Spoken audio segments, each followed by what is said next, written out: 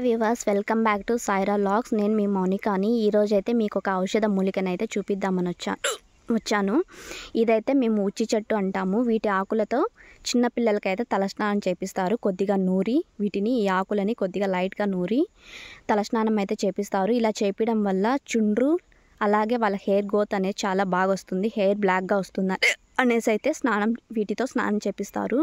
తర్వాత వీటి కాయలు చూసుకున్నట్లయితే వీటిని ఫ్రై చేసుకొని తింటారు. ఇందులో గింజల్ని తీసేసి వీటిని అయితే ఫ్రై చేసుకొని తింటారు. ఫ్రై అయితే టేస్టీగానే ఉంటుంది, టేస్టీగా ఉంటుంది. అలాగే ఆరోగ్యానికి చాలా అంటే చాలా మంచిదండి. మీరు కూడా ఈ మొక్కను ఎక్కడైనా చూసి ఉంటే ఈ కాయలను అయితే తీసుకొని మీరు కన్నా ఫ్రై అయితే చేసుకోండి.